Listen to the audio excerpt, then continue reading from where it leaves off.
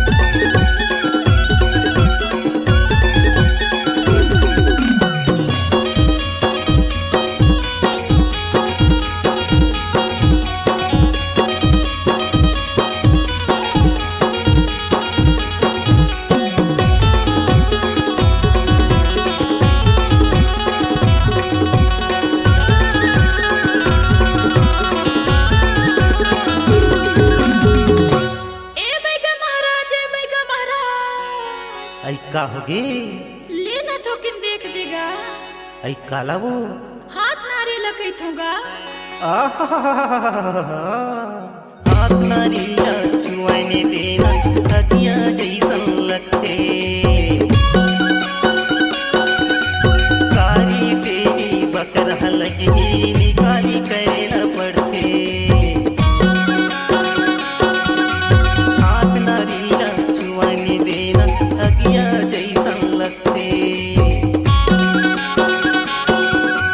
कारी बेबी बकरा लगे निकाली करे न पड़ते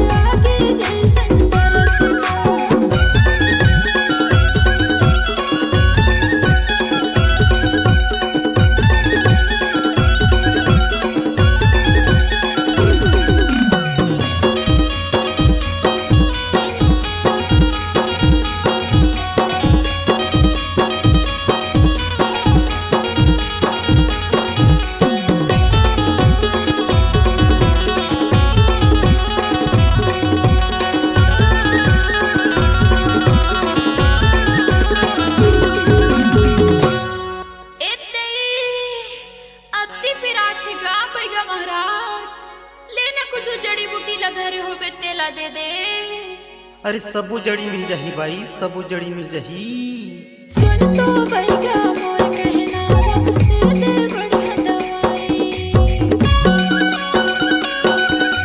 झाड़ फूक के ठीक कर देना होठ मोर कर लाई।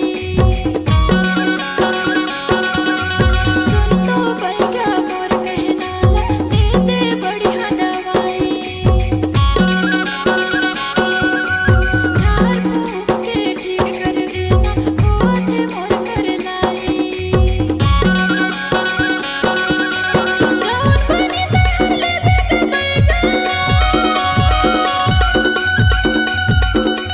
जौन बनी दहले बेटा बैगा उसने बनी दिलगा मेरा धक धक छाती दर्द आगे जैसन दर्द धक धक छाती दर्द बैगा आगे जैसन दर्द।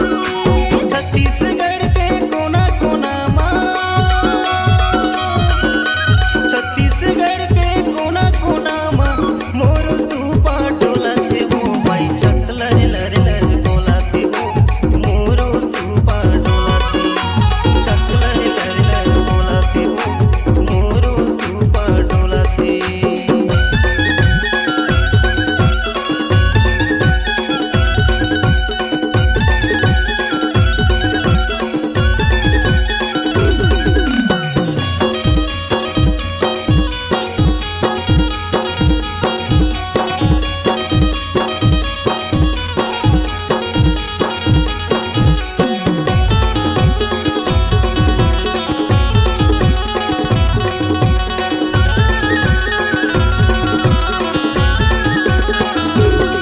ए सुंदरो बैगा महाराज ऐ काई काई लेना बने बना देगा मोर काहे ने जना थे।